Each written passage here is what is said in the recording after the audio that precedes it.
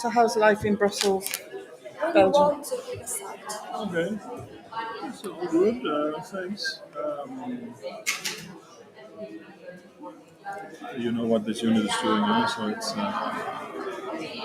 steady ship. Yeah. I was in Connector, I was on the other side of the same cluster before. Okay. And it was cybersecurity. Oh, cybersecurity. It's not as interesting as fighting crime and terrorism. That's not what the proposals That's say. not what the cybersecurity people say. But if I was talking to cybersecurity, I'd say they were the best ones. Okay, I'll start right away. Okay, good morning. Could please have a seat.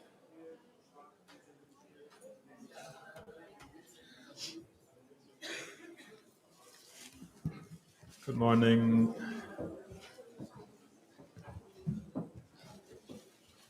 So we're also online. Are we streaming? Yeah, thanks. Okay, if you could please come in quickly and take a seat.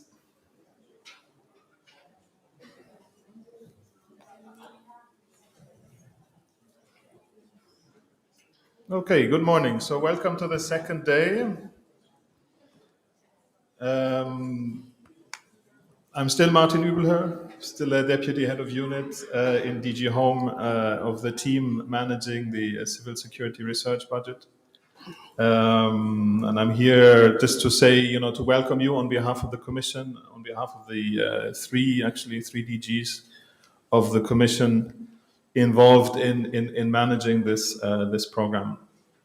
I hope that yesterday was useful for you. I know it was a lot of presentations.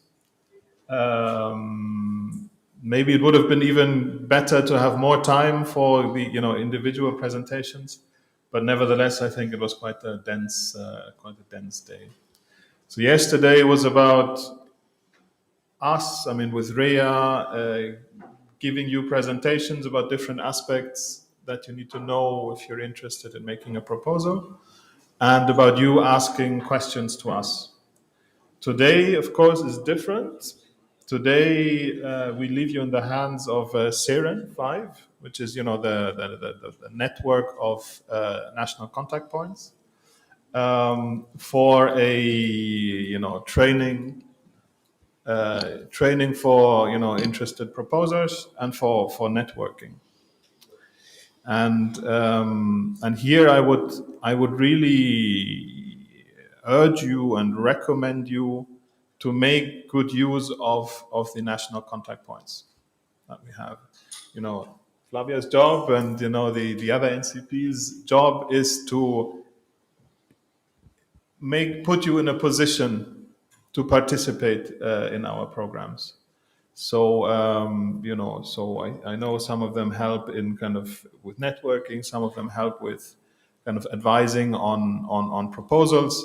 So they're a great asset. They're doing a great job, but you need to seek them out and you need to solicit their help. As I said when closing yesterday, I really would like to encourage you to participate and to participate in an ambitious way in our 2023 calls.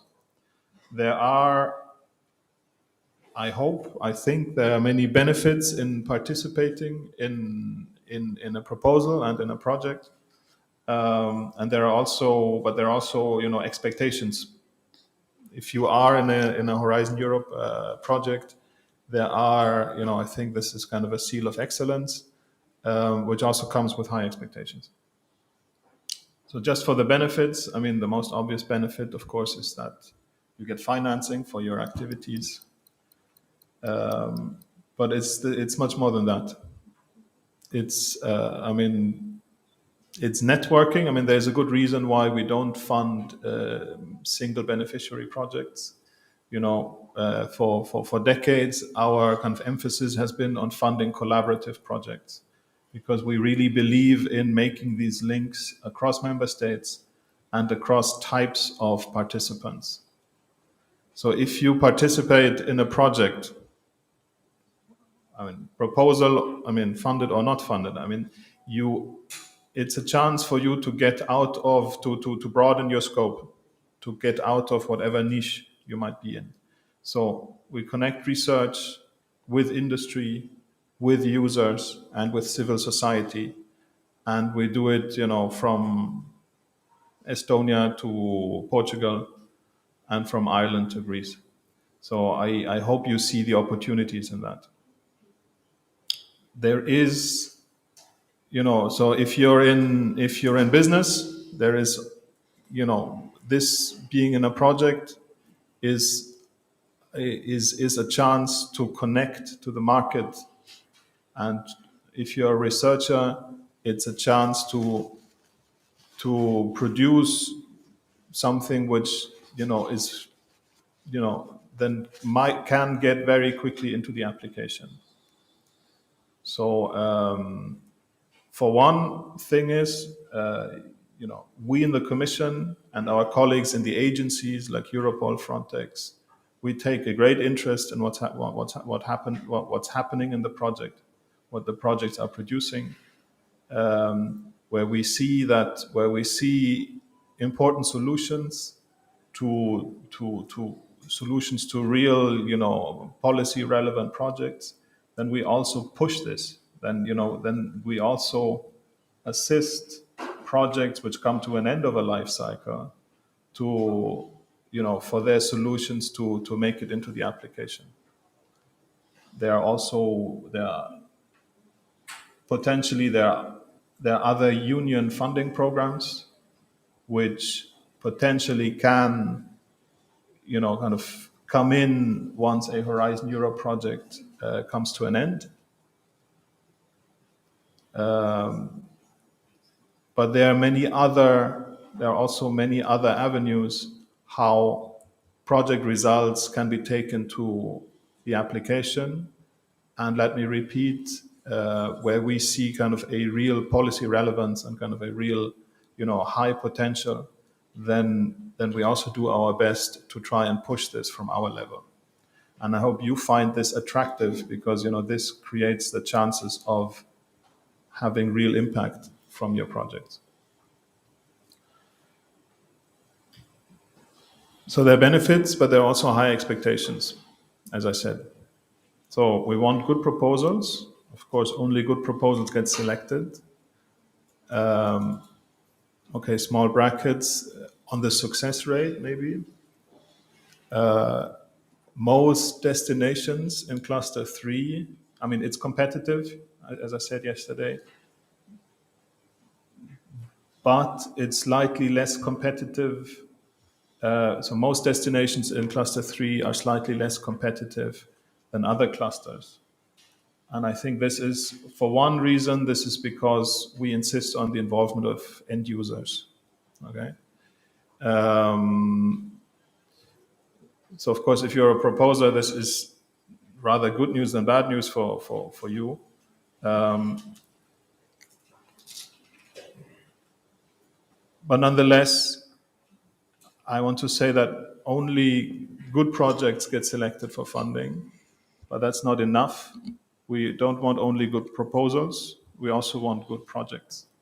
That means the level of expectation and the requirements for excellence and for impact and for agility, don't stop once a proposal has been evaluated and a grant agreement has been signed.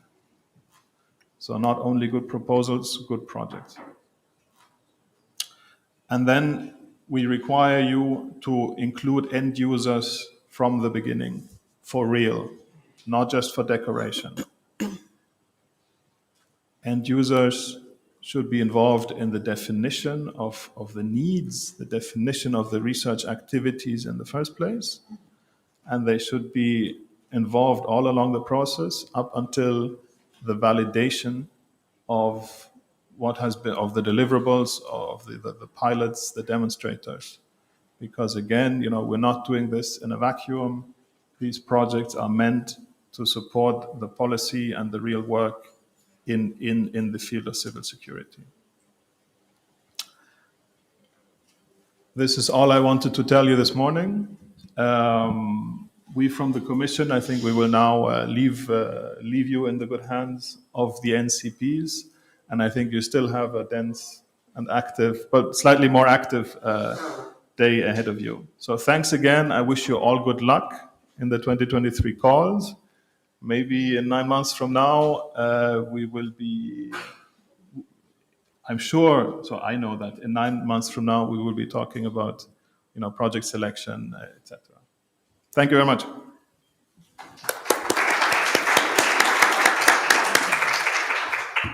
Thank you, Martin, for the welcome.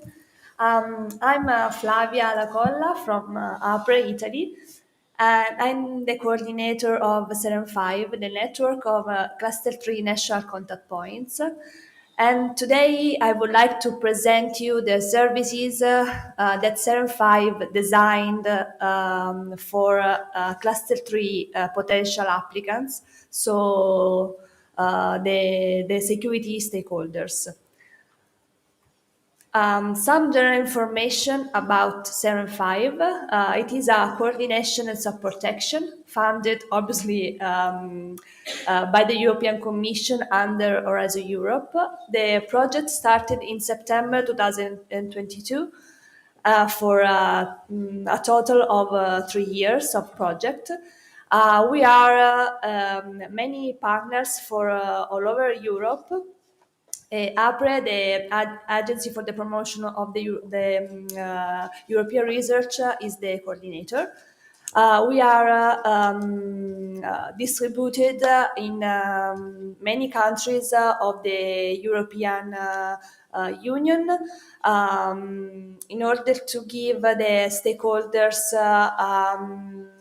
strong support all over Europe.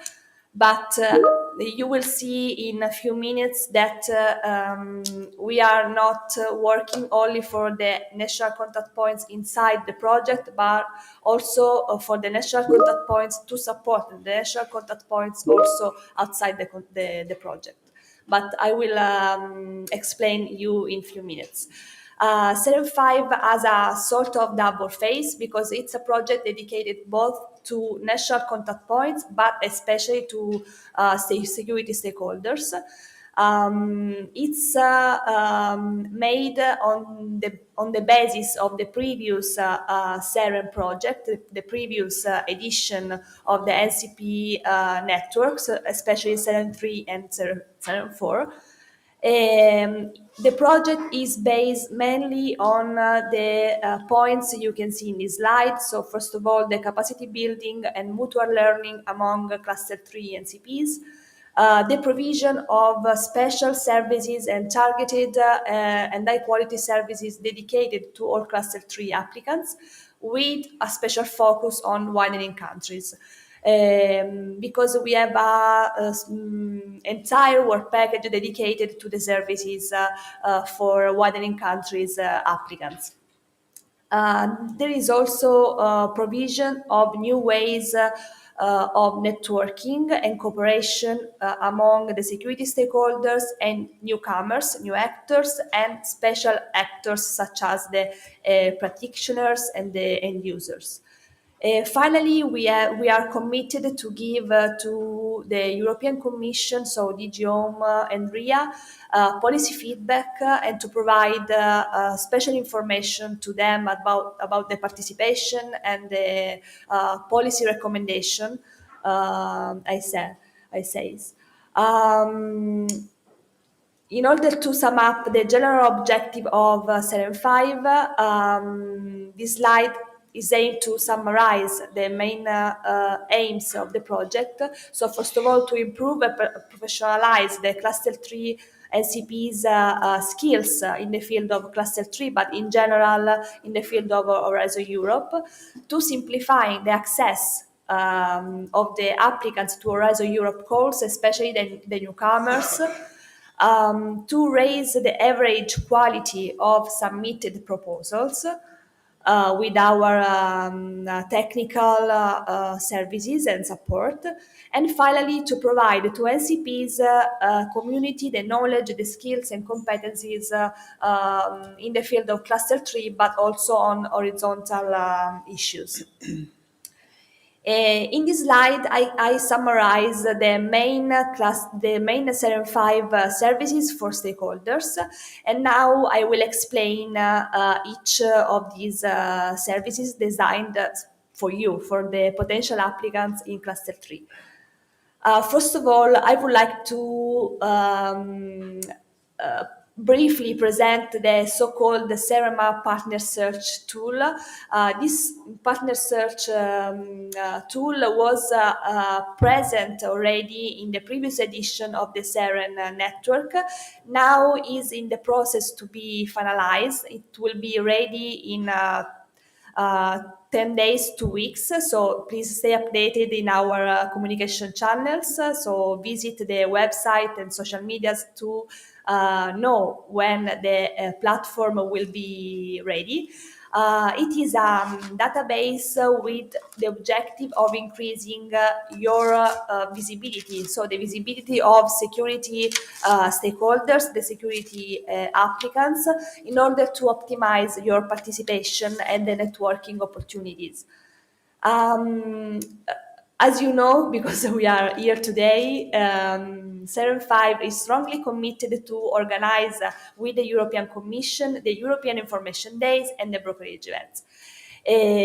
So there will be at least one info day, official info day organized per year in close cooperation with the DG Home and RIA. And back to back with the European Information Days, we usually organize the brokerage event that you will attend in the afternoon. So it's such an activity that CERN project usually organize with the European Commission for security stakeholders. Today, you are attending the first training for stakeholders, the first CERN 5 training for stakeholders. And the purpose of the training is to raise the standard of learning to security stakeholders in order to give to the stakeholders many information about cluster 3 main issues, but also regarding cross-cutting issues. And with the final aim of raising the quality of proposal and support you in different topics. And today the objective of the training is to present you tips, tricks, and advices on proposal preparation and how to build a successful consortium building, a successful consortium. Then another service is the promotion of synergies with the security key players, because you know that the Cluster 3 work program requires to involve, as Martin already said, the end users, security practitioners, and special organization deeply involved in the security environment. So we are deeply committed to connect the security stakeholders, the security applicants with this kind of organizations. So we foresee several activities in collaboration with CERIS, EALTO, EOS, so far and so forth. And then we are also committed in promoting synergies with another important actor, the Enterprise Europe Network. So the aim is to use the synergies and relationships between Cluster 3 NCPs and EEN to foster especially the participation of small and medium enterprises within the Cluster 3 calls. Finally, The last service we provide for you is the information materials for stakeholders. So we have many communication channels.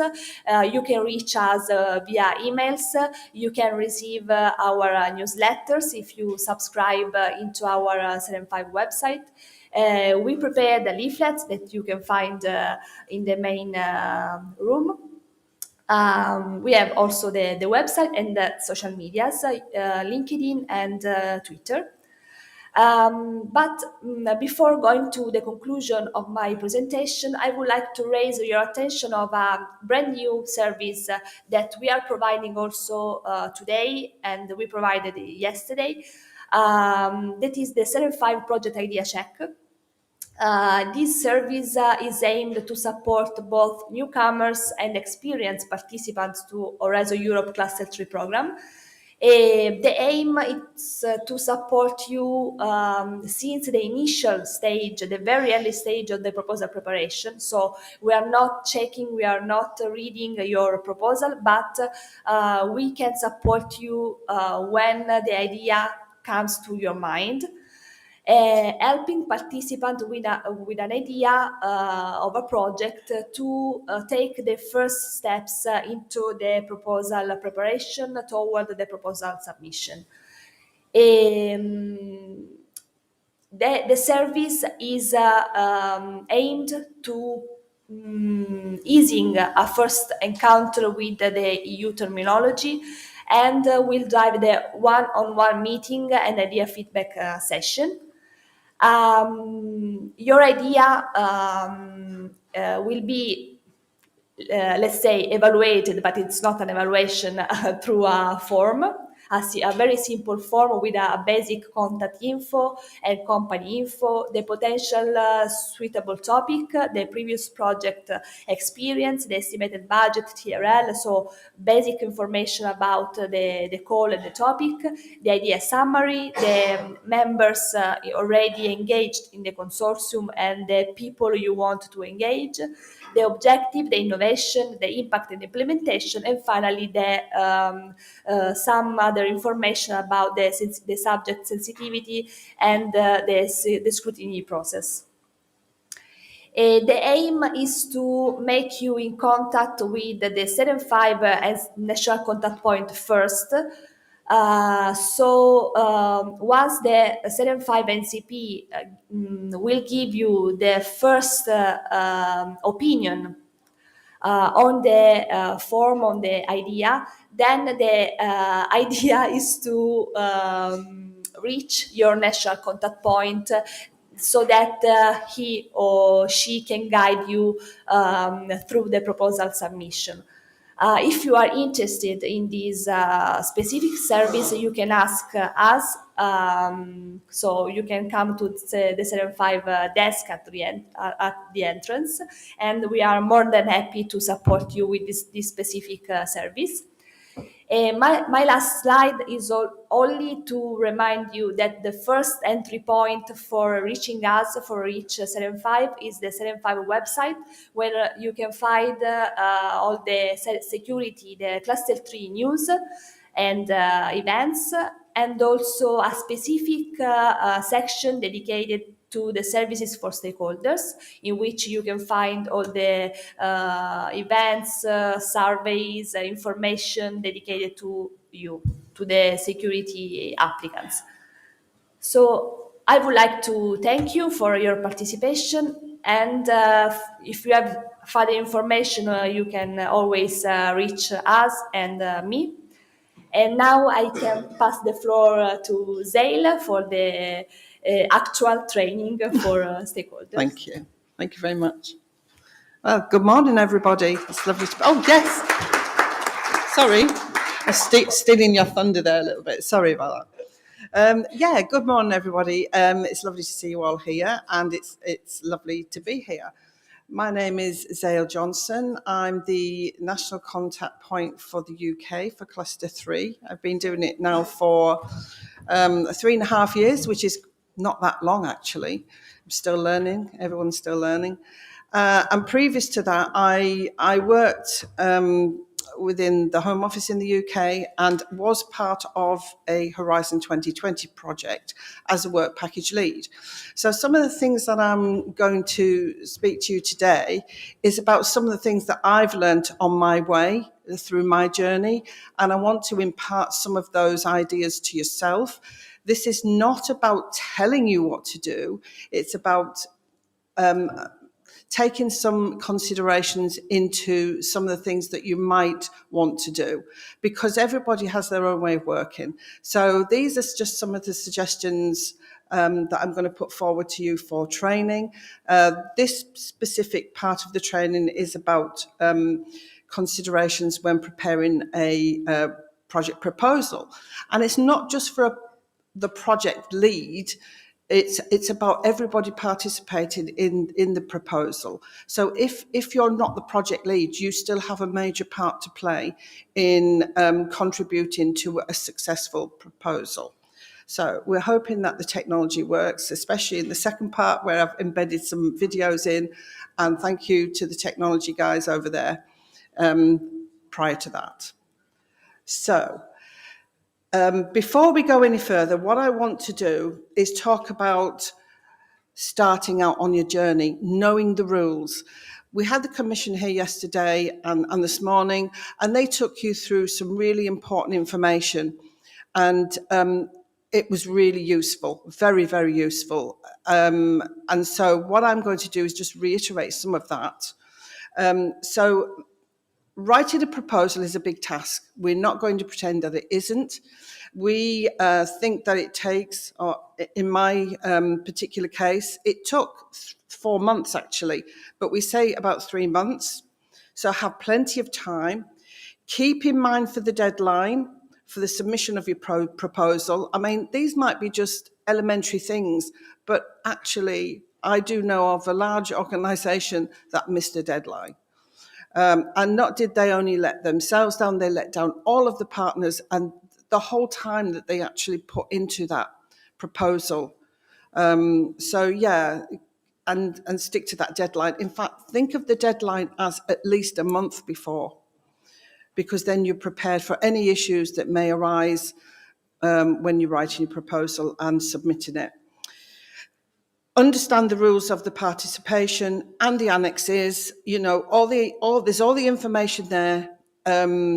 It's on the funding and tenders portal. You know, the annexes cover admissibility, eligibility, financial, award criteria, documents. It's all there for you. Yes, it does take a little bit of reading.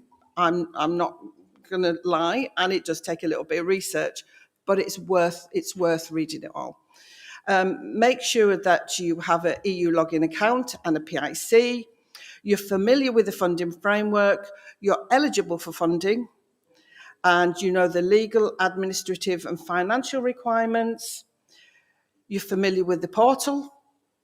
We all know the portal. It's an enormous area, and you can go down rabbit holes and things. But once you familiarise yourself with that, it becomes very easy to use, and once again, very useful. Know the support that's available for you, including what was mentioned yesterday, the Research Inquiry Service. That's really important. If you've got any questions, you can also ask your NCP. That's what they're there for. We have an NCP manual of what we should and shouldn't be doing, and we're there to help you all of the NCPs. So reading all the guidance is not wasted time. It's the good foundation for embarking on participation. And before anybody asks, yes, the slides will be available. That's usually questions. Right, so moving on. So is participating right for you and your organisation? What I say is do not try and fit a square peg into a round hole. Don't try and make your technology, your idea, your methodology fit into the call. It has to be the other way around. The call must fit you, because actually what the Commission have laid down is set in stone, and it's you that has to bend and compromise a little.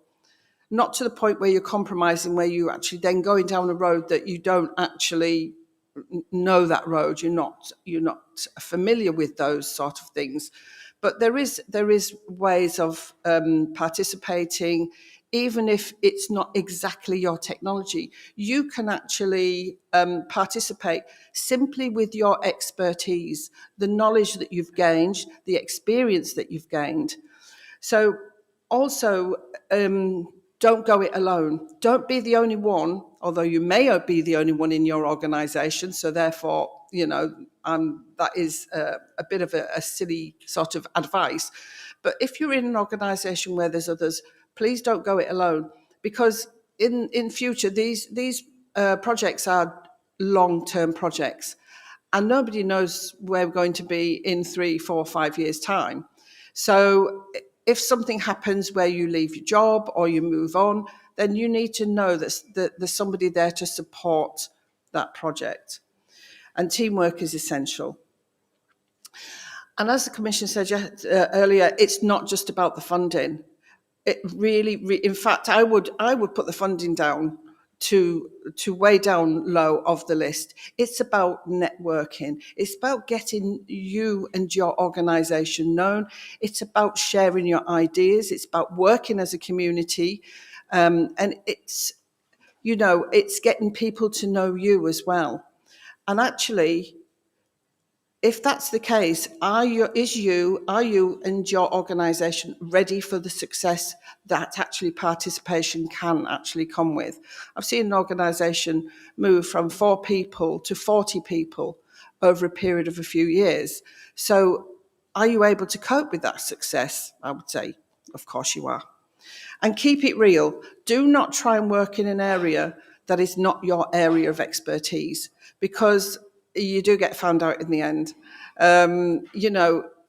Don't say you can do something if you can't, but if you can do something, say you can do something. Promote yourself, be proactive, and sell yourself. So, and it's for the duration. It's have you got the resources and the capability to embark on these long-term collaborative projects? So play to you and your organisation's strengths. There's plenty of core topics within the work programme, and once again, it takes a little bit of time to look through them, but have a look through them. If you're still unsure, ask your NCP.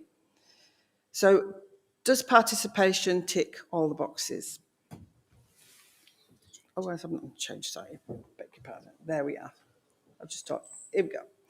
All right, so now we're looking at, let's prepare for writing the proposal. So you've chosen your core topic, so let's start and write it. No, let's stop. Let's stop and think about what you need to prepare first. You really need to get intimate with your topic. You need to read it, and you need to read it again. And not just the call text, you need to read the full introduction, you need to do your research and the background information. You need to truly understand the expected outcomes. These are not your objectives, though, but they will guide your objectives. The expected outcomes are not objectives. Let me just emphasize that. These are guidances to what your objectives will be within the project. Scope.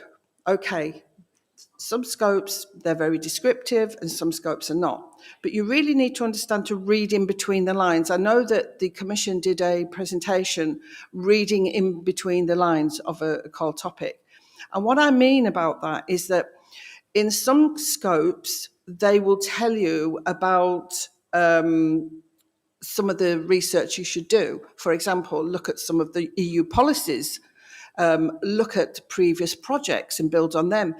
But actually, you need to do your own research. They're not going to tell you everything. They need to see that you are actually doing the work, you're doing the legwork, and you're making sure that you've covered all the bases.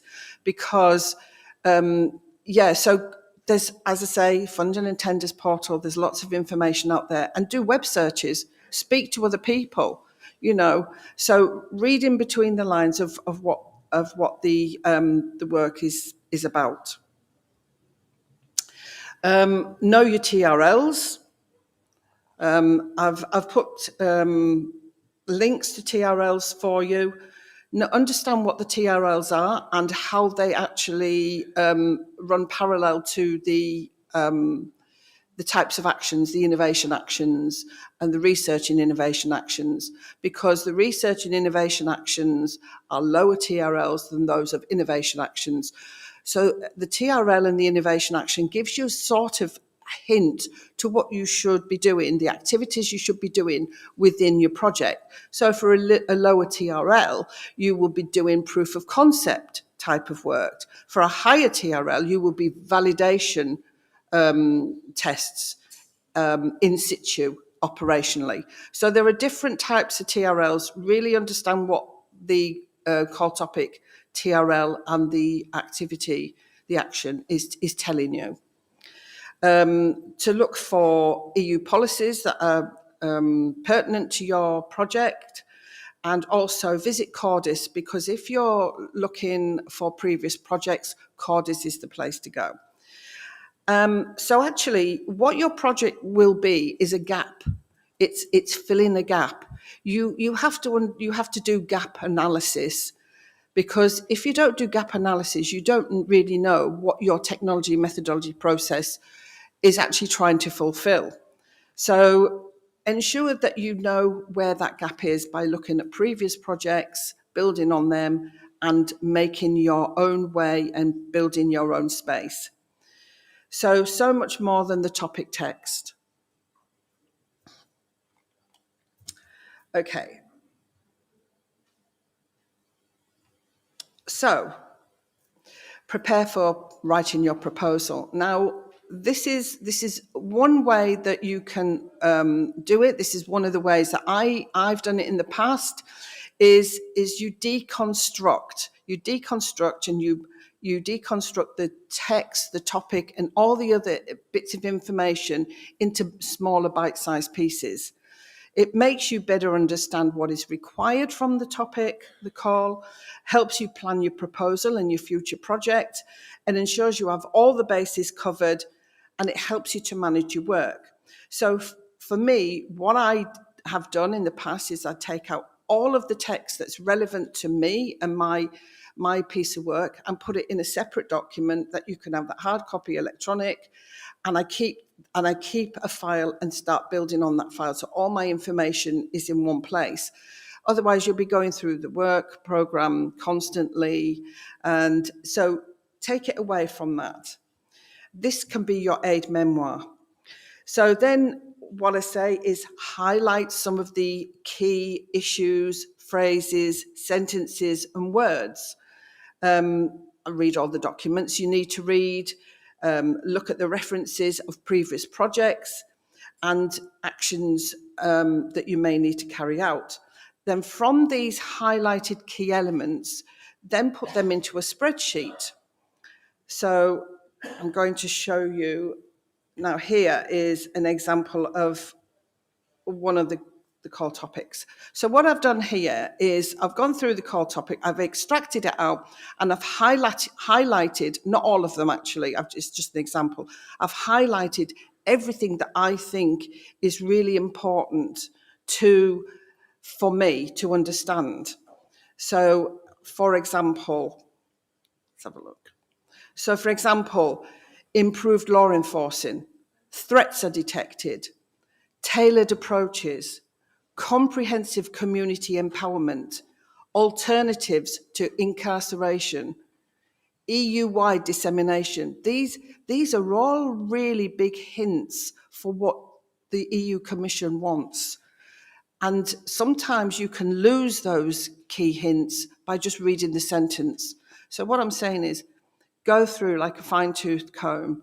So go through all the, even actually, you could actually highlight every single thing and break it down into, because then you can eliminate things that are not important. So then once you've gone through your call and the text, including the introduction, and highlighted and sort of made a list of all those documents that you should be reading, put your list into a spreadsheet. And this is, again, an example. Keep a note of the reference of the actual project that you're going to do. That is absolutely imperative, because that's your reference. And the title, because the title is really important as well, very descriptive. Even new methods, technologies, service, community policing, transferable best practices. There's 4 actions there. There's 4 really key issues just in the title. If you can address these, and that's really important. So then on the left-hand side, I've got a column section of work program that I've looked at.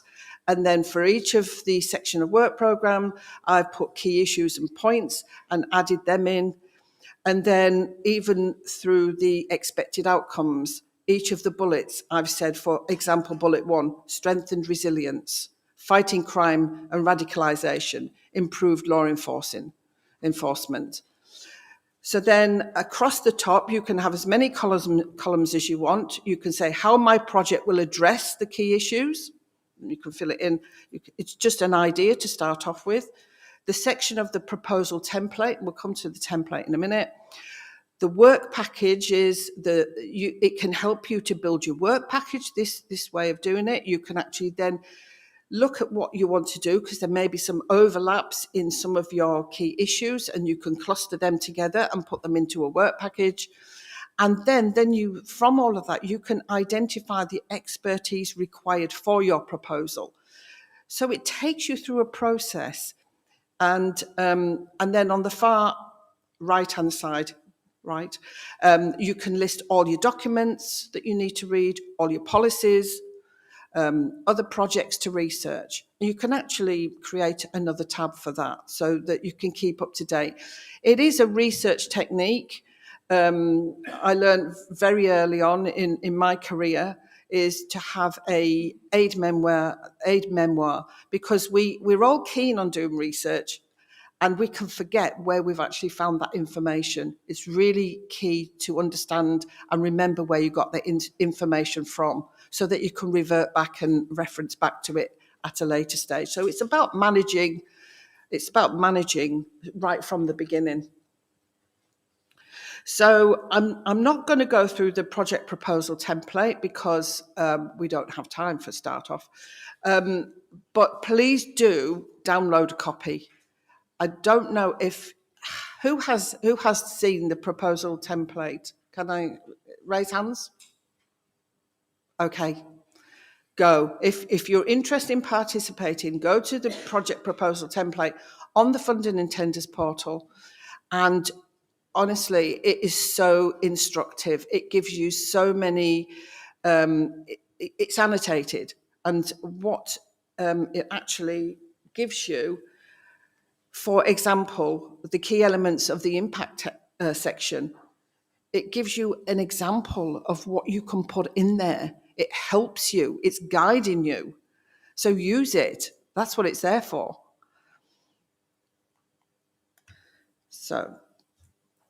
So another way of building your proposal is to have a vision of your project outcome. So what I'm saying is, again, this is a methodology that Futures and Horizon Scanning use. It's called backcasting methodology, and I think this is a really good technique for building your project. So first identify the what. So what we need to do is put ourselves into the future.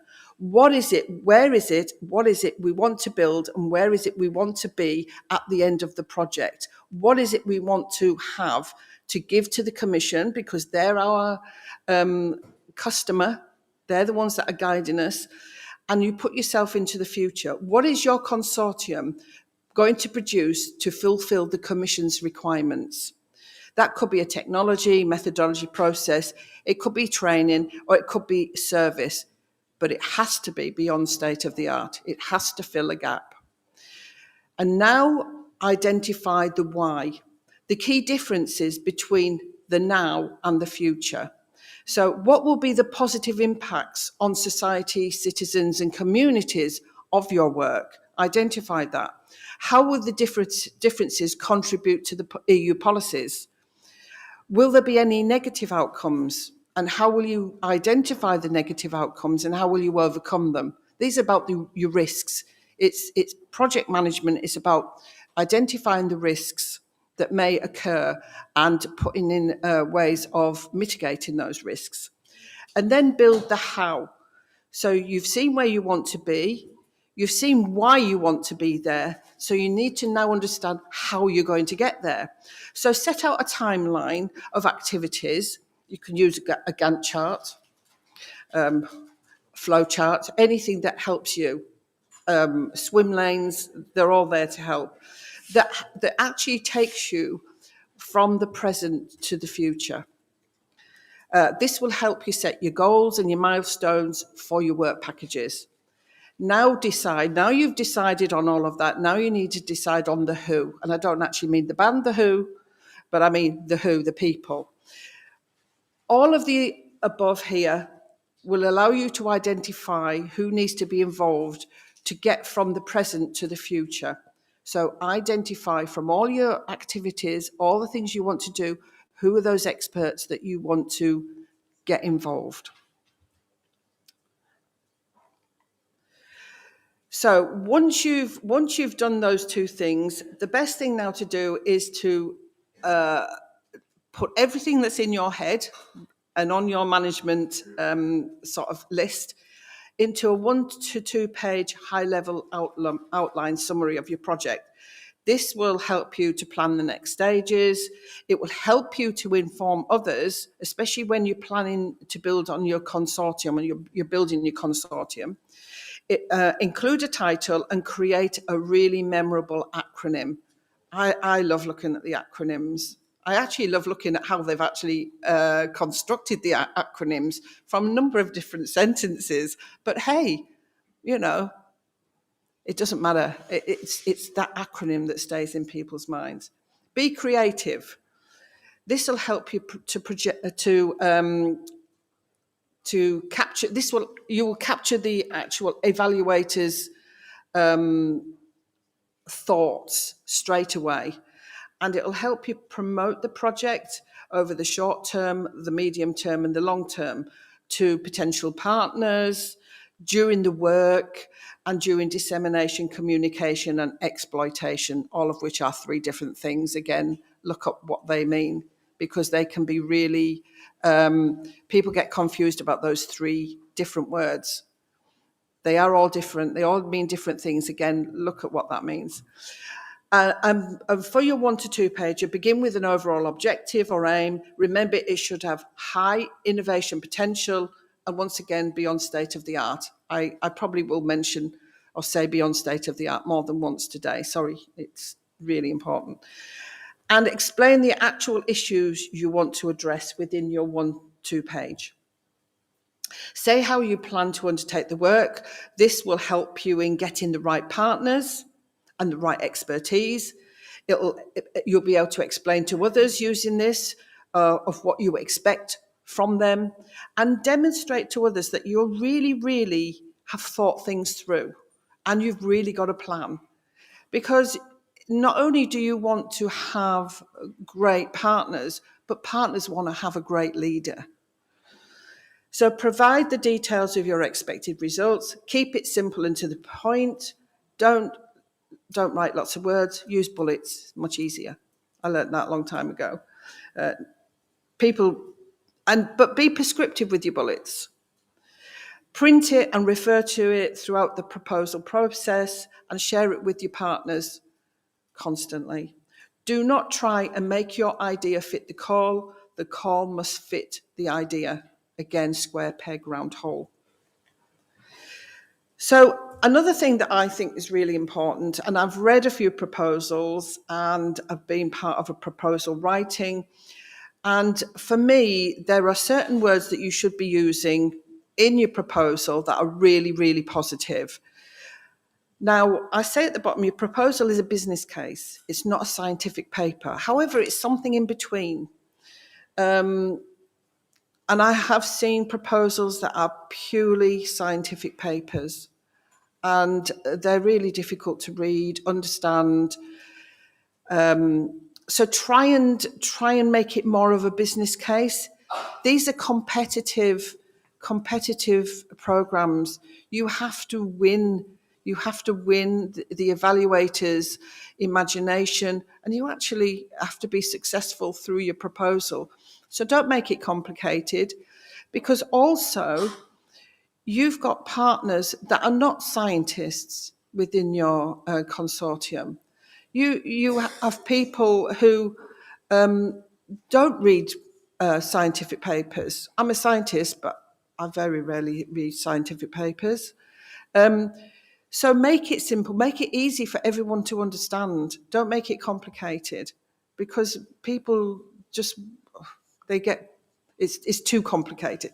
So there are certain words that you do need to use. So I've put I've put a table there for you to look at. I've put the reference at the bottom so you can actually look at these yourself. Now, I do agree some of these are from a scientific paper, but pick and choose what you want to use. And then there are some words that you should never use. Be specific with what you mean. You know, when you say, oh, this is going to take a long time, what the heck does that mean? Be specific. It's going to take months or years or decades. You know, there's a lot of could mean what? Several, for, be specific, a bit. So there's a lot of things here that you really shouldn't be using. So don't be ambiguous with your proposal text. Be specific. Say exactly what you're going to do. Exactly. Because these words will help you. Right, okay. Moving on. Right, pictures paint 1,000 words. I have seen proposals with not one diagram or one table in. It's just reams and reams of paper, because there is a limit.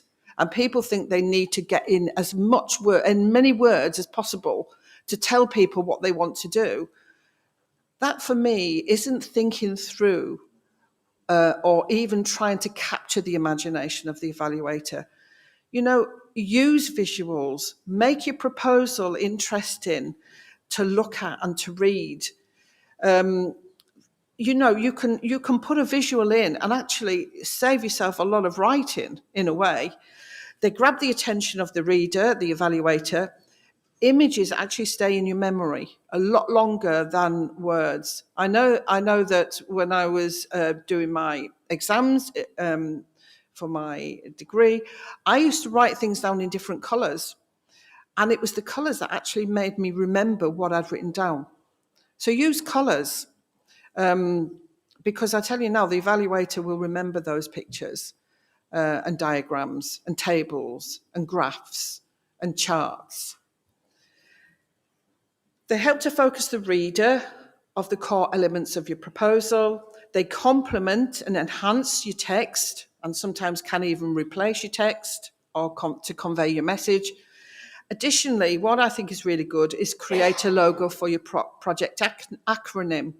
This will demonstrate that you are already thinking about your communication plan.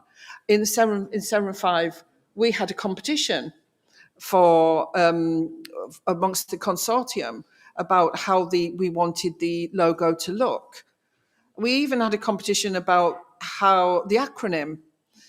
So make it interesting for your partners that are getting on board. Get them involved right from the beginning.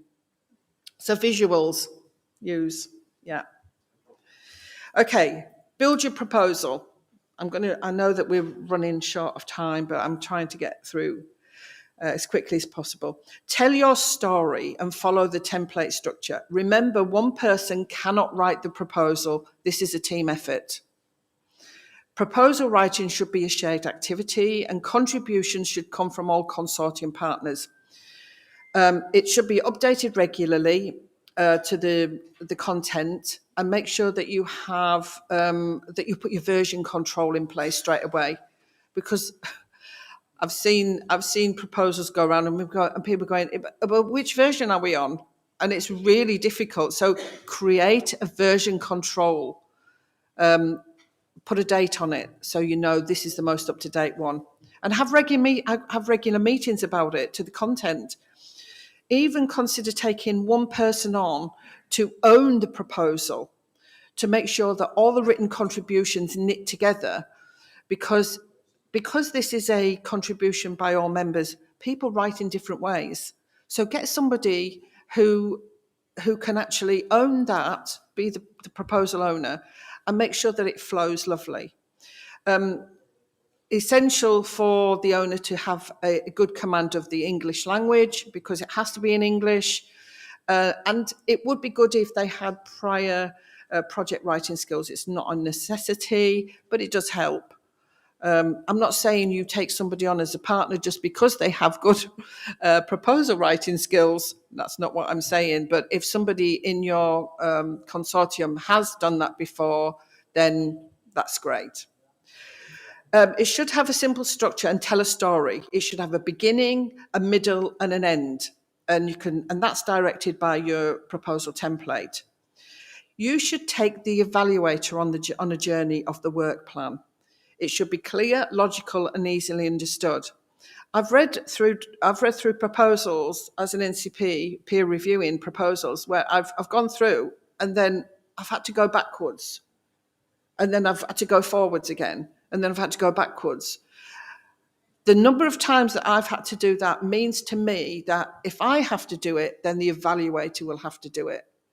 So I know that you sometimes do have to keep a reference and look as a reference to what's being said. But the more you have to keep going backwards and forwards within the proposal, means that it's not flowing as it should be. Explain the allocations of tasks and resources, say how they will contribute to the successful outcome of the project. The work packages, describe them. Tell the evaluator what you're going to do, when and why. Don't have too many deliverables. It just makes project management too difficult. Use repetition. What's really important here is that you should be mentioning your acronym several times within the abstract, straight away. Your abstract, the first word of your abstract should be your acronym. The second word should be a positive word like will, can, shall. Not we might, or we coulda, shoulda, woulda. No, so SEREN 5 will. And that should be for every single project. And then capture the evaluator's interest, attention right from the beginning. Say what straight away within the next sentence, what beyond state of the art technology, methodology, and process will be. So SEREN 5 will develop stakeholder training to improve the quality of project proposals. Straight away, you've captured the evaluator's imagination. State the impact of the research and outline the approach and in order to achieve the objectives. Please remember to stick to the page numbers and the character limits. Don't make your font smaller than it should be. Don't work. Doesn't get past the evaluators. Okay, right. Finalising your project, right. Give yourself at least, I've said 2 to 3 weeks, but actually it should be more, of reflection time before the deadline proposal submission. Ensure that all the project partners are familiar with the content before submission. Set up a meeting to discuss the proposal. Make sure everyone's happy with the content. That last meeting should be basically a formalised thing that everyone agrees, but you need to know that. Again, the NCPs get the proposal proofread by the NCP. The NCP that isn't there to write it for you, but they will give you some indicators. But you really need to give the NCP plenty of time for them to do that. And because it's not it does take a little time to do. So get in touch with your NCP, ask them, is it okay for you to proofread? And would you like to set some time aside? And then they can put it in their calendar, and then they don't answer emails and they don't do anything else. They just look at your proposal. If the person reviewing the proposal struggles with understanding the what, why, and how, then so will the evaluator. Ensure the presentation, punctuation, and grammar are correct. These things really do matter. But you must know when to stop painting your picture. Don't overdo it. There is a time when you do have to stop. But I think that once you set out your planning, you're building your foundations, all of that just simply falls into place. You submit your proposal. I'm not going to go through there because it's all on the funding and tenders portal. Also about Part A and Part B. It was suggested Part B is your technical area, but Part A is as important as Part B because, as we were told yesterday, if you don't fill in the budgets correctly, you can be marked down. If you overstate your budget, it could be an administration error. So go through it. Make sure you haven't put an extra nought in there somewhere. Right, and for me, that's goodbye for now, and good luck in putting together your proposal. Thank you for your attention.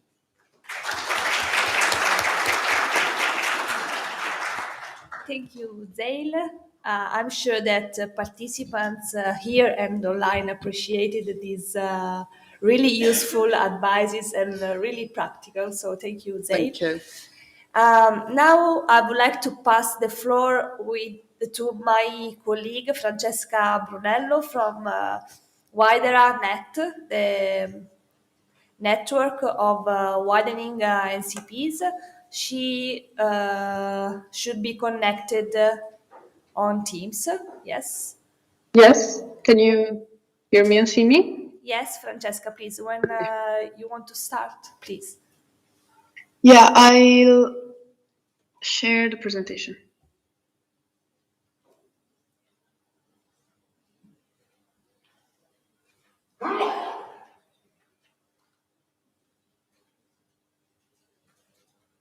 Okay. Sorry, they are still charging for me. I see you can see them. Okay, I'll briefly introduce me in the meantime. So I'm Francesca Brunello. I also work for APRE, but I'm part of the competence team for Widening an Era, and I am part of the project of the network project of NCPs for Widening an Era, NCP Widening. Today we'll present you some of the opportunities that the widening topics and Widening can offer to participants. Let me see. Do they change? Yeah. Okay. So very briefly, what are widening opportunities in Horizon? Widening topics in Horizon Europe are designed to strengthen the research innovation capacities of countries that have lower participation rates or limited access to funding. And all the topics and the actions aim to support these countries and improve their performance and participation in Horizon Europe. So here you can see both groups that are included in the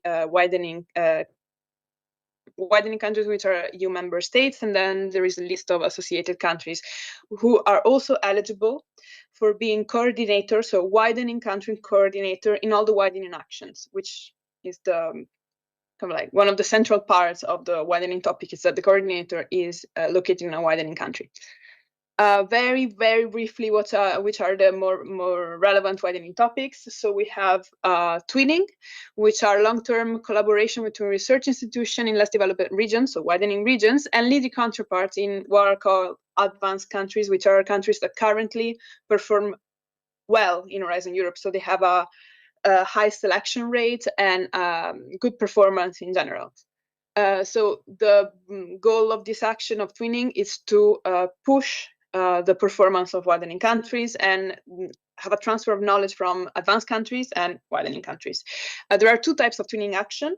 The first one is the bottom-up twinning action, and the second one is a Green Deal twinning action. So in the bottom-up action, all research topics are allowed, while the Green Deal is mostly, as the name suggests, a topic related to the environment and the climate transition, the energy transition, sorry.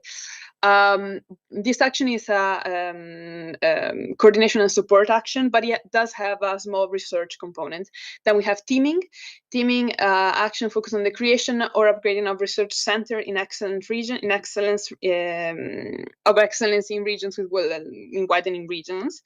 And they're all actions that aim at, once again, improve the performance of these research centers so that they can apply to Horizon Europe cluster topics and perform well. So once again, they're action to improve the quality of proposal submitted by widening regions. Here we have the other three.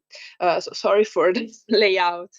The slide, dissemination exploitation support facility, as the name says, they're all actions that aim at improving the effectiveness of dissemination and exploitation of research results. European Excellence Initiative engages mainly with universities and once again wants to improve their research and innovation performance and have an impact that is more focused on the geographic area in which these widening universities, like universities in widening area, are located. Finally, Excellence Hubs. They're somehow similar to European Excellence Initiative, but also quite different. As a matter of fact, they are not exclusively addressed to universities, but they're addressed to more territory. So what we call an innovation ecosystem. So a series of stakeholders, which can also include like regional, local, national authorities, research centers, the private sector. So various stakeholders that are put together, and that this action in theory should connect so that an ecosystem, a local ecosystem of innovation can be created and can then have a solid basis for presenting applications for Horizon Europe funding. Finally, a very interesting topic which has been created for the current program, which is the OPON facility. The OPON facility is addressed to both widening participants and advanced countries and includes the efforts of both. So the OPON facility allows widening countries, widening applicants, let's just say, to join an already existing consortia which has received funding and has as a research and innovation that is a research and innovation action.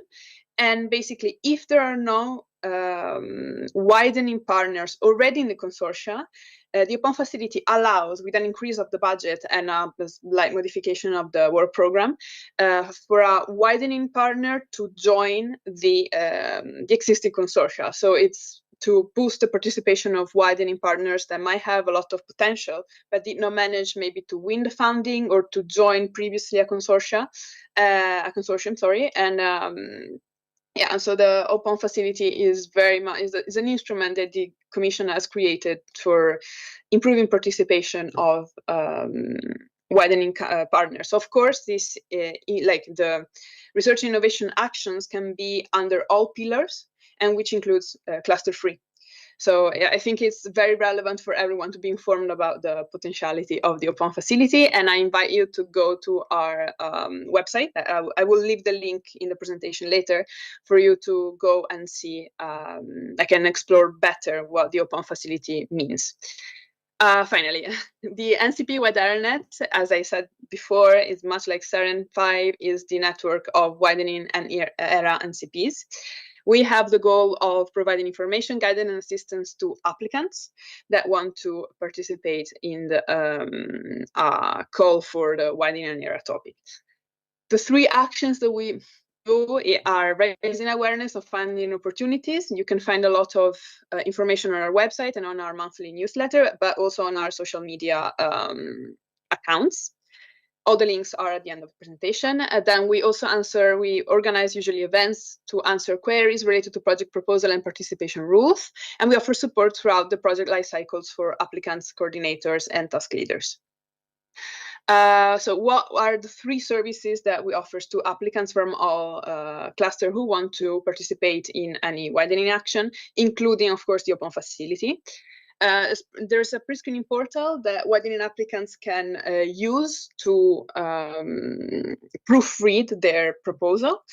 The goal is to ensure that the quality proposal has the feedback that applicants might receive from qualified experts, and then applicants that can submit proposals to the portal are applicants that are submitting proposal under Pillar 2, Global Exchange and European Industrial Competitiveness, Pillar 3, European Innovation Council, and finally, of course, widening participation and strengthening European research areas, or widening an era calls. Going forward, this is the link to the widening portal if you're interested. Finally, it might be that some people that are participating to the brokerage event this afternoon have done so thanks to the brokerage event travel grants that WeatherNet has created. So these travel grants give the opportunities to widening applicants from all Pillar 2 clusters, including, of course, Cluster 3, to ask for a grant to cover the travel costs that are present for their participation to on-site brokerage event. So Brussels, of course, is eligible for this travel grant.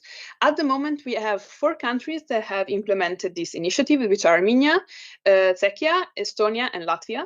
But if you go on our website, you will see that this list of countries is constantly updated, because we are every country is trying to see how the guidelines can be implemented based on their national regulations. And so we are in the process of implementing this in all member states and associated countries. Finally, there is another initiative with our study visits. These are addressed mostly to advanced countries. You can see here Spain, Germany, Italy, and Finland, and is a call which will the call is open to the applicants from these countries who are excellence centers for research and innovation, and would like to host a 3-day study visit for researcher, research manager, and administration from widening countries, so people coming from widening countries, in order to improve their capacities on the research management side. And as all the other action it has the overall objective of improving the quality of proposals submitted by widening applicants. Once again, you can find more information on our website. Here, I've also put some example of useful publications that are present on our website for applicants. In this publication that you can download from the link, there are all the access to all the widening topics, and a brief guide, of course not as complete as the one that was just made during the previous presentation, on how widening applicants can apply to calls, but not only widening applicants, also advanced applicants who would like to participate in widening calls as project partners. Finally, here you can subscribe to our monthly newsletter. On the website, you can find all the previous numbers of the newsletter. And here I leave you all the contacts that might be useful for you to reach out to the WeatherNet project. And I am done. I don't know if there are any questions or that will take place later. But yeah, thank you very much to my ZERM5 and APRE colleagues for giving me the opportunity of participating to the training. Very much, Francesca. Thank you for your presentation. There are no questions on Slido. I don't know if someone from the audience here would like to ask something, but probably it's not the case. So thank you, Francesca, for your presentation. And now it's time for the coffee break. So we will come back in 15 minutes. Good.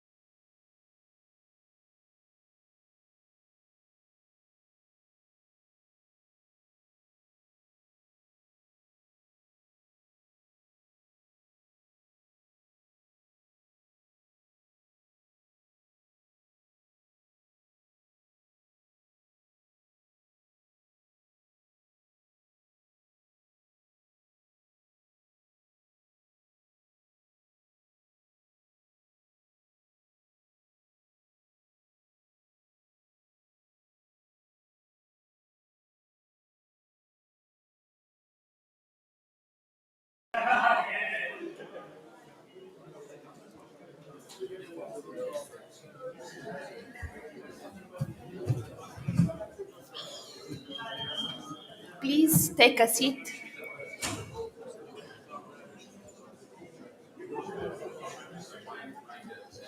We are about to start the second part of the training for stakeholders.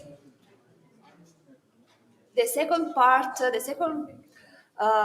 part of the training is dedicated to some tips, some advices on the consortium building, and my colleague Zail will give her presentation on this issue, on this topic. So please, Zail, the floor is yours.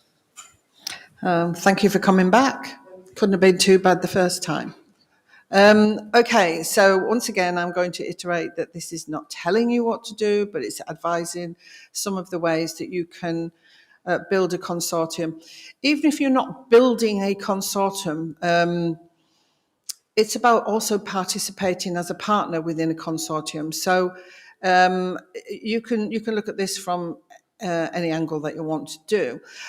Just to give you some idea about the presentation that I'm going to give now, I've embedded some videos that I've taken of me going through the Funding and Tenders portal and giving you instructions on how to use the Funding and Tenders portal to look for consortium to join, or how to build your consortium. And the tech guys over there have done a really good job. But don't worry, it is going to be quite quick, but within my presentation, there are instructions, step-by-step instructions on how to do this. So please don't worry, there is instructions, and also there will be a manual on how to do this. It's just an easy guide to doing this. Okay. So let's start. What's a consortium? A consortium is a really essential part of the project development process. It's actually a condition of the Horizon Europe collaborative projects. It's a partnership between multiple diverse entities that work together to achieve a common objective. It's a group that carries out research and innovation to find fit-for-purpose solutions to real-life societal challenges. So there is beyond state-of-the-art and fit-for-purpose. Really key areas to remember when you're putting your proposal together.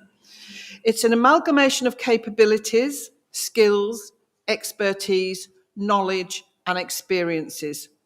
It's an amalgamation of competencies. It's not just about being able to research. It's not just about being able to write something. It's about knowing what is needed in an operational environment. And it's a mechanism to deliver your project. The primary focus of your project should be the activities. The secondary focus should be your project partners. Please don't do it the other way around. Please don't get your partners to join you and then think about the project activities. A consortium is actually a team. So the qualities of a consortium lead, if you're thinking of becoming a consortium lead, even if you're not, you need to know what qualities your lead will need to have. He will or she will represent the consortium and steers partners throughout the project. They add value to the project. They make strategic decisions, and they ensure that the work is carried out on time, makes sure milestones and deliverables are adhered to, motivates and is proactive and is a good listener, and communicates with the EU Commission's project officer. So there's a lot of things for this consortium lead to do, these just to name just a few. And the consortium lead should contact potential partners or organisations as early as possible. In fact, it's often, we all know that the work programmes get leaked, and it's often they start building consortium way before the open day. They provide partners and potential partners with project outline and summary, the 1 to 2 page summary that I was talking about before. They provide that. They're confident and friendly in their approach, and they also offer to meet via VC. They want to know who you are. So if you've approached a potential consortium lead and you want to join a consortium, they should want to meet you. It's a bit like an interview. You have to sell yourself to them. They demonstrate knowledge of the project proposal and know exactly what is required. And they tell potential partners of the duration of the project. There should be no surprises. So when they have a meeting with you, they should tell you that it's going to be 3 years, 4 years, or 5 years. Otherwise, you get a bit of shock when you go, well, we've been doing it for 2 months now. Have we finished? So a consortium lead navigates the ship to its destination. And actually, we've got a consortium lead here in Flavia, and she is all of these things. So you're preparing to build your consortium. Remember that your consortium will be your team for up to 5 years, so please choose well.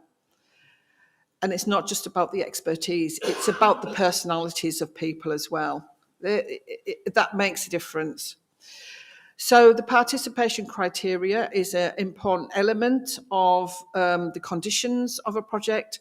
You must fulfill the participation requirements of the topic. And I always suggest more than the minimum requirement.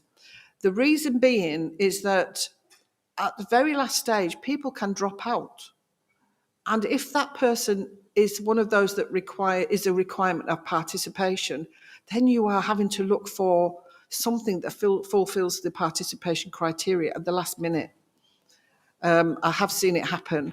So if there's a requirement for 3 police authorities, get 4. If there's a requirement of 2 border force, get 3. In fact, I would say get more than the 1 more. Try and get more, because you never know what's going to happen in the future. What is really, really important to your consortium are the end users. They are critical to the project and must be active participants within the project. These are your knowledge, your experienced people who can guide your technology, your methodology, whatever you're wanting to build within your project. They are there to help you. They're the most important people, I would say. Otherwise, and this is why I say fit for purpose, you can only build something that's fit for purpose if they tell you what the purpose is. So if you're getting law enforcement agencies and you're building wearable technologies, for example, which we did in a project that I was working in, we spoke to the end users, we spoke to police officers, and they actually said, do you know what? Wearable technologies are great, but when I sit down in the police car, everything just moves up and I can't even reach. They had to move their chairs back, the seats back, to reach the steering wheel. So it wasn't about the technology, it was the design. There was nowhere for them to put their wearable technologies when they got in the car. So we looked at the vehicle. Is it the vehicle that needs changing? So it's really important, and that's just one example. Adhere to the participation criteria, because you will fail the evaluation. It won't even read the document. You really must fulfill that criteria. Just to reiterate what the Commission said yesterday, I think it was yesterday, the day before, one organisation cannot fill 2 participation requirements. For example, if you've got a police force and a forensic organisation,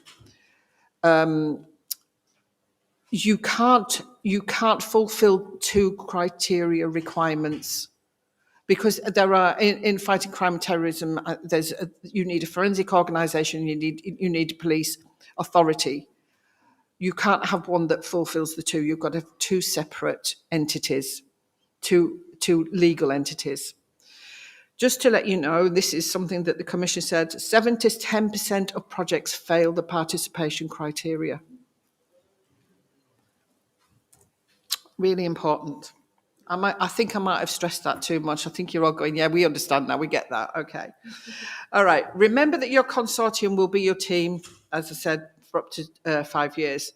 So identify who is best within your team to carry out each of the project activities. It could be a technical, end user, researcher, ethics, communication, advisory, administration, policy, a dissemination, exploitation. I could go on and on forever. But who are the best people in your consortium to do that? What are their qualities? What is their history? What have they done before? And identify who are going to be the good leaders to take on work package leads and task leaders and technical leads. Make your decisions based around your activities. So you're preparing to build your consortium. So just some checkpoints. Partners should contribute to making a diverse, balanced and proactive team. There's no hard and fast rule for numbers of partners. I did a little bit of research in the UK, and I don't know, pertinent to me. And in 2021, the average size of a consortium in security was 17 partners. And when I say that to people, especially when they're not really understanding the collaborative type projects, when they've perhaps applied for funding on a national basis, it comes as a shock that actually these consortia are really big. My consortium that I worked in was 21 partners. I don't know how many does 7.5 have? 16. We have 16 partners.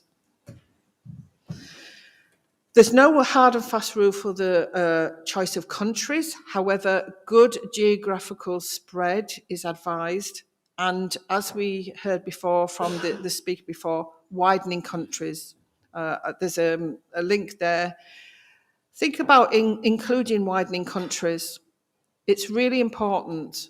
And actually, it's important because you'll get a different aspect upon your project, but also, I hate to say that this will be a good ticky box for the Commission also. Be able to justify your choice of partners. Are they the right person for the task?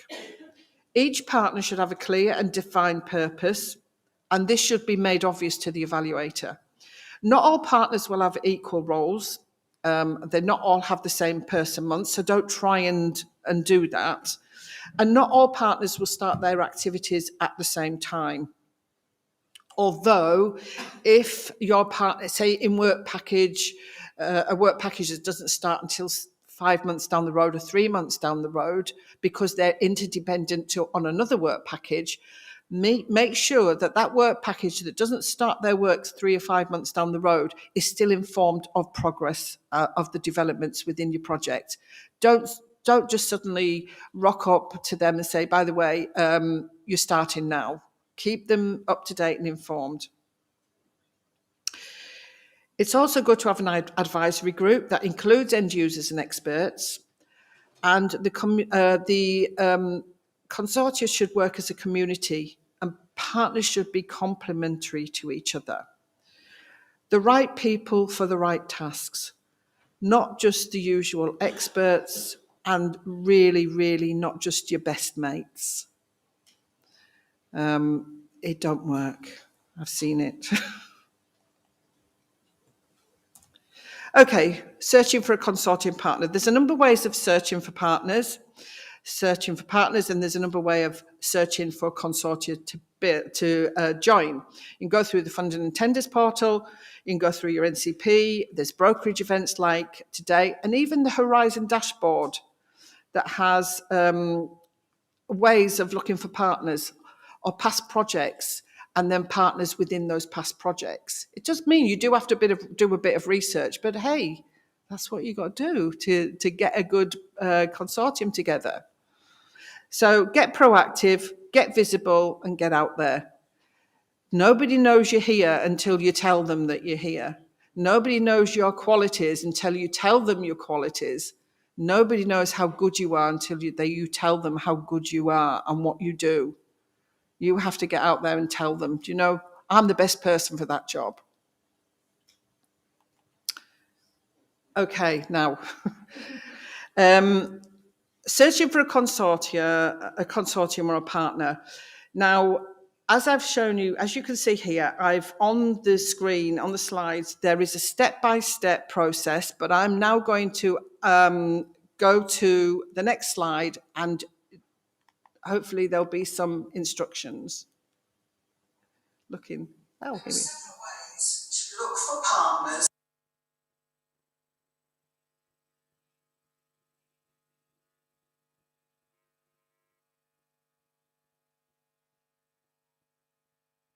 From the Funding and Tenders portal.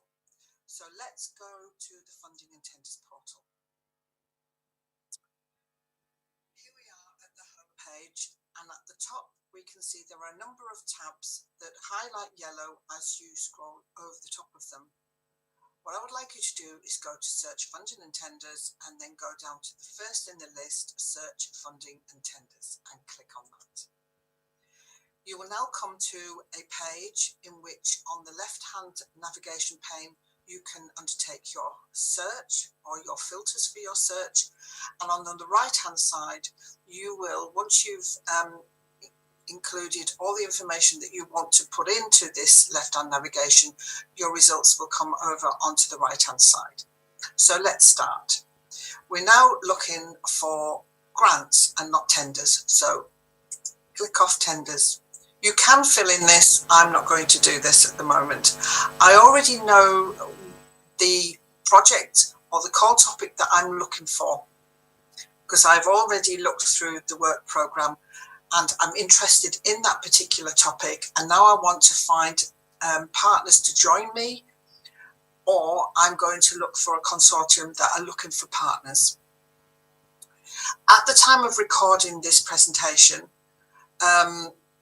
the call topics are not open, so I'm going to click off closed. I'm not going to look for ones that are open for submission right now, but between June and December, when you undertake this search, this is the tab that you will click. I'm going to keep forthcoming open. I'm now going to select a programme period, which is 2021-2027. I'm looking at Horizon Europe. I'm going to look at a programme part, which is the Silver Security for Society. As you will see, the list here are all the pillars that form part of the framework of Horizon Europe. There is no missions. I'm now going to select a destination.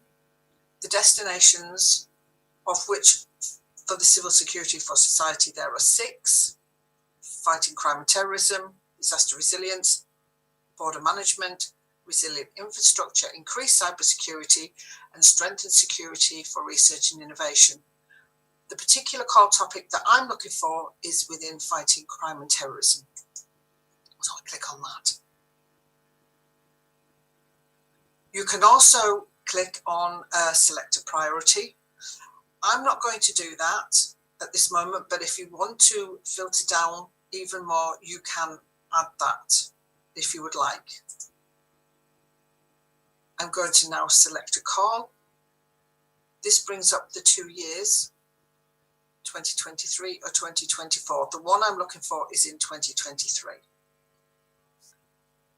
Further down, these are not pertinent to the calls or what I'm looking for.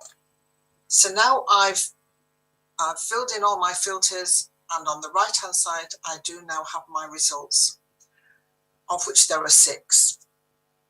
This is the one I'm looking for, but I'll show you the whole 6 are through there, and you can click on any single one of these.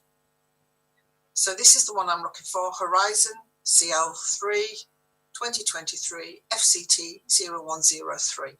That's the project, or that's the call topic that I'm really interested in and that I want to explore further. So you click on that and you get to an individual page for that call topic.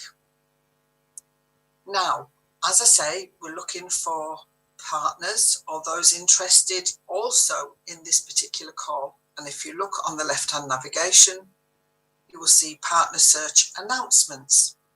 I'm going to click on that and it will take you a little bit further down the page to the searches of partners to collaborate on this topic, on which there are 38. So I'm now going to view that list and the list comes up. On the left hand side, it will tell you those expertise that have offered their services for this project, which is 35, and those expertise that have requested partners, of which there are 3. So on the right hand side, you can actually do filters and search for particular organisations. You can actually search through expertise request or expertise offer. And here are the results all the way down here. And there are a number of pages, as you can see. So for example, I'm going to click on the name of the organisation because I want to know more about this organisation. And I actually want to get in touch with them because I'm interested in what they do and whether or not they would be interested in talking to me about collaborating. This page also gives you a short descriptor of the organisation.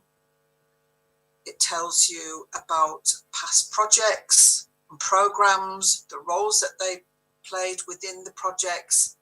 It gives you a map of those partners that they collaborated with. You can scroll in and out. And then further down, there's a list of projects that they've been involved with. And then further down, there's partner search announcements. So there's a multitude of information here. I've searched through them. I'm very interested in speaking with them. And so therefore you can contact the organisation, in which you can send an email and say to them, here I am, I'm interested, shall we have a chat, shall we set up a video conference and talk about the possibilities of collaborating. Thank you for listening. Okay, so as you can see that it's really simple. I've guided you to doing that, but you will probably find other ways of doing it as well. But that's a simple guide. All the guide is on the presentation. So when you make contact with the interested partners, you if you're looking to join a consortium, tell them about your area of expertise. Tell them why you're best at what you do and what you can bring to the project.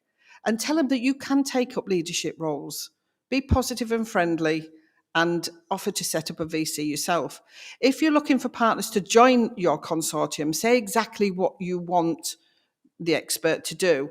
Are they in a position to take up a long-term project? Summary of the work, other partners in the consortium, and again, offer to set the VC up.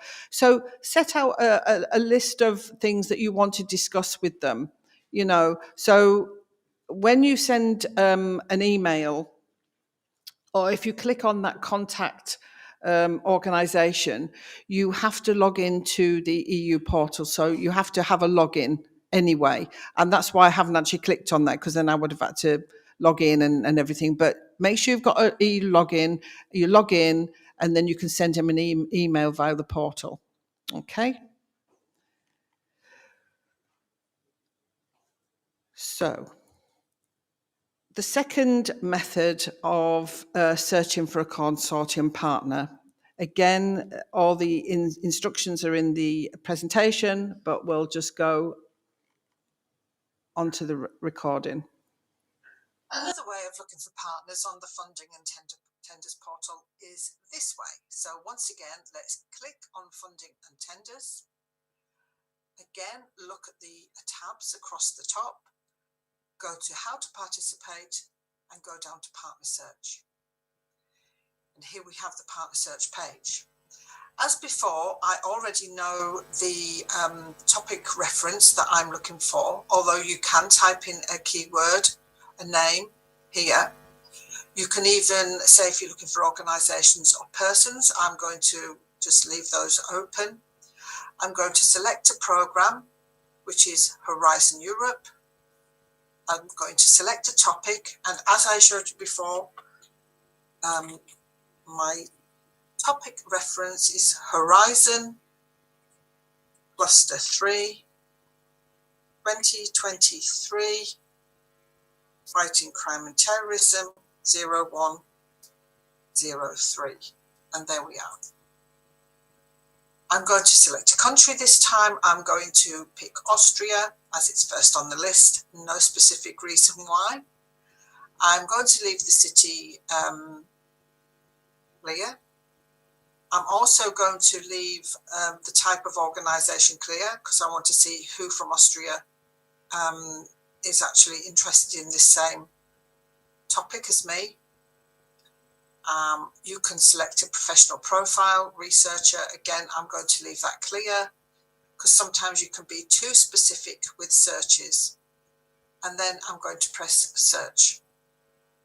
And here we have the results in a list. I'm going to click on the first one because I'm curious to see what this company does and what areas they've worked in before. So there's a little bit of information here. You can read through that information. You can read personal details. You can look at the partner search announcements. So again, there's lots of information here. So that is another way of looking for partners for a particular topic. Thank you.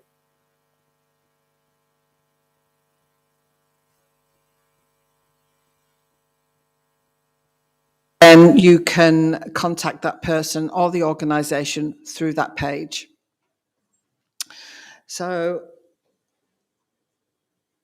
that was quite a quick search. Now the next way I'm going to show you for searching for partners is through the Horizon dashboard. And sometimes I think people it fills people with dread, the dashboard. Can I ask anybody, has anybody in the room been on the dashboard or used the dashboard? Could you put your hands up if you've been on the dashboard? All right, okay.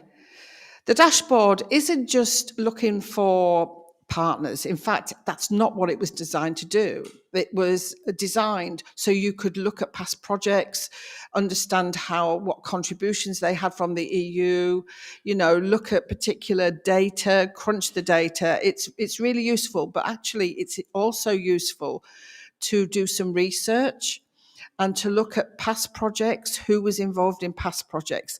So here we go again.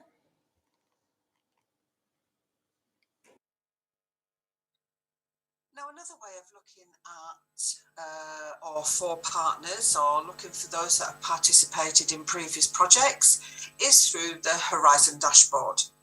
It's a little bit more complicated. However, when you get to this page, you will be able to see there's lots of information and tutorials that can guide you through some of the processes. But today I'm going to talk you through how to look for past partners in different programs, and therefore through that you can make decisions whether or not you want to get in touch with them or have them as part of your project or approach them to see if they're actually undertaking a new project of which you can become a partner. So first of all, on the Horizon dashboard page, first of all, go to this blue box that says R&I projects and click on R&I projects and wait for the sheet to open, and you'll get to the R&I projects page. Once you've got to this page, go down to key figures and click on key figures. And what will happen now is that the dashboard will open, which is an enormous dashboard with lots and lots of information. So what we need to do is filter out our choices. And to do that, we'll go to the selections box at the top and click on selections. And this is where you can choose your filters to search on the dashboard. So first of all, let's choose the program or programs we're wanting to look through. So type in program there. And what you will get on the left-hand side is a box that has all the previous framework programs from FP1 to FP7, and then Horizon 2020 and Horizon Europe. I'm not going to look any further back than Horizon 2020, so I'm going to click on Horizon 2020 and Horizon Europe, and I'm now going to confirm my selection by clicking on the green box with the white arrow in.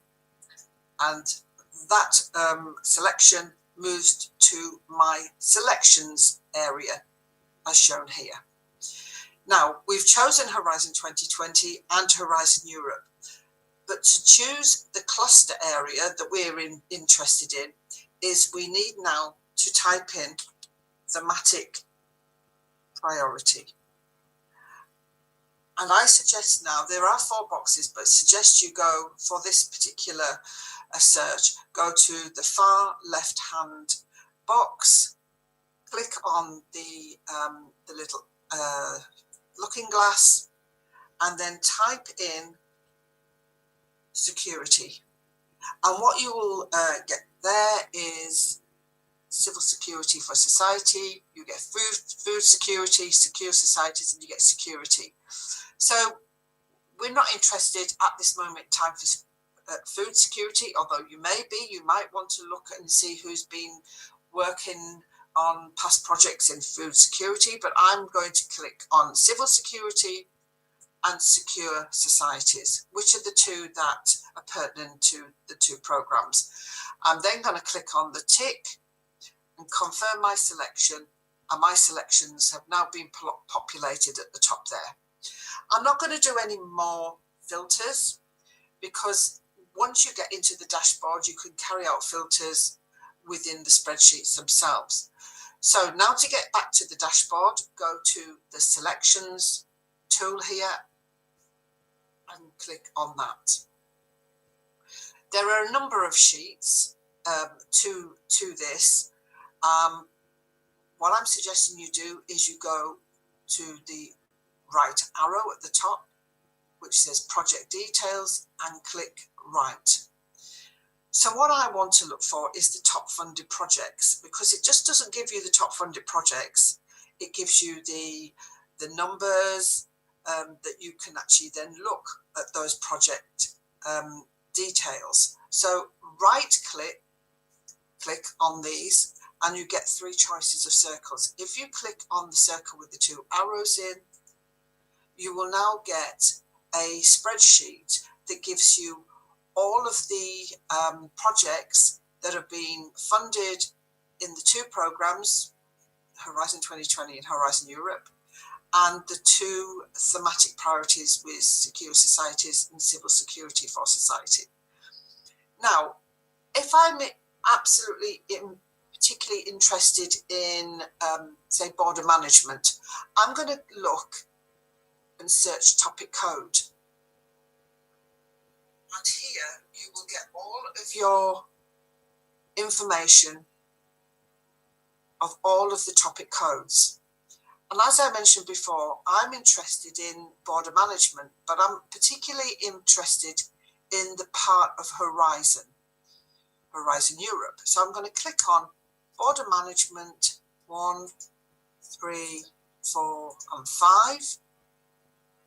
And then I'm going to confirm my selection. So what I've got up are all of those projects so far that have been funded within Horizon Europe under the topic of borders or border management. And these are the project acronyms.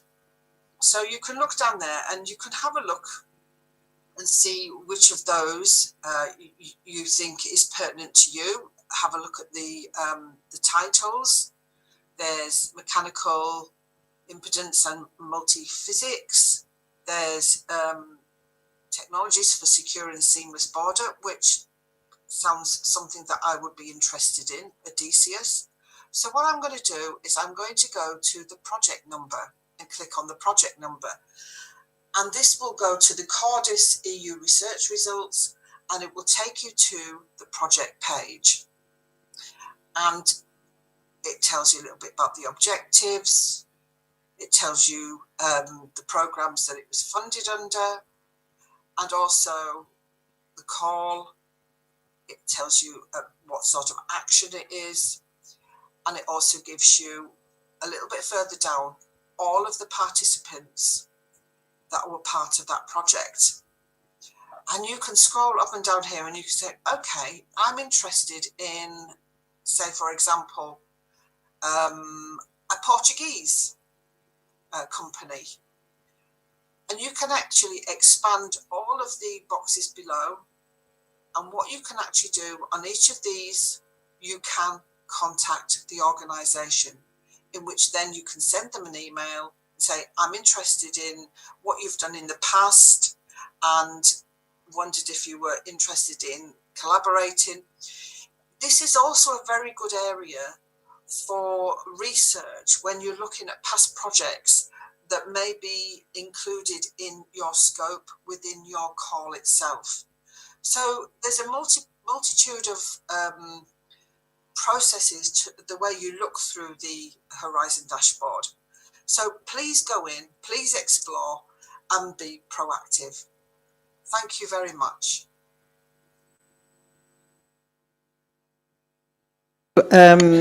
As you can see, my next few slides are actually talking you through the process step by step. Exactly, step by step. Okay, so that's another way of looking for partners or past projects. Another way for searching for partners is via your national contact point, method 4. So the way that can work is that you contact your NCP, you discuss your project idea with them, and then you send them your 1 to 2 pager, your summary, or of your intended project, or you can put together a pitch presentation, of which we're going to see this afternoon, based around your summary.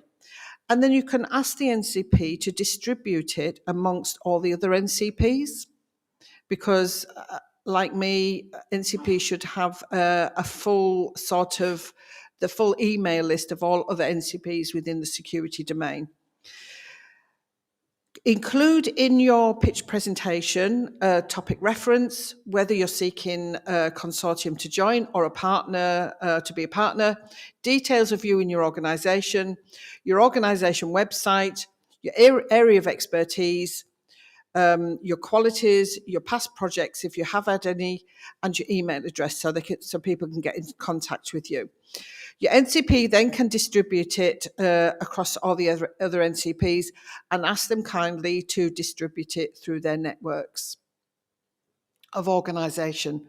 And you can either ask for responses to come through your NCP, although what I do suggest is allow your responses to come straight to you, and you can set up a meeting, introduce yourself, discuss what your requirements are, and for potential collaboration. It may not even be for this year, but actually what you're doing is you're setting the foundations, you're building your own network up by doing this for future collaborations. So any work that you do now will not be wasted. It's a bit like putting a little bit of money in the bank, and then you're going to go and you're going to reap the benefits of that money at a later stage. Okay, so that's the end of the training. However, what I want to bring to your attention is we really want to know, we want to know your requirements for training. We've delivered this to you today. It was something that was suggested that these 2 areas are usually very high on the agenda. However, what is it that you actually want? What training do you want? So we would really appreciate it if you took 10 minutes of your time to fill in a survey and let us know what you would like. Your participation in this is extremely valuable and appreciated. And if you don't tell us what you want, we can't give you what you need. Good luck in your search, and thank you for listening, and have a great rest of the day.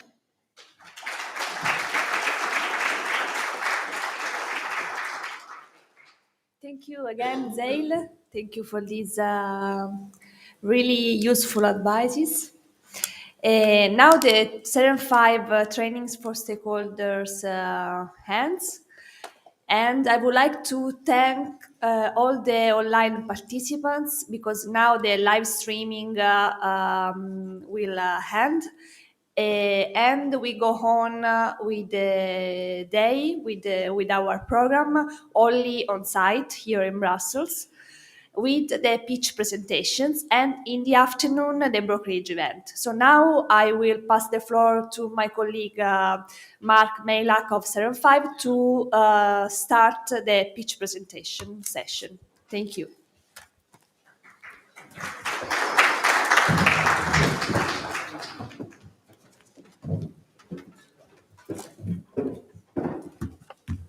Need to bring the mic. Can you bring me the mic? They turn the mic on for you. So good morning, everyone. I am Mark Maylak from Malta, and I'm also an NCP within the Seren 5 project. So now we move to a bit of a more interactive session. So I just need the agenda slide, please. So first of all, I would like to thank anyone who have contributed to the pitch sessions. We have received 20 pitches.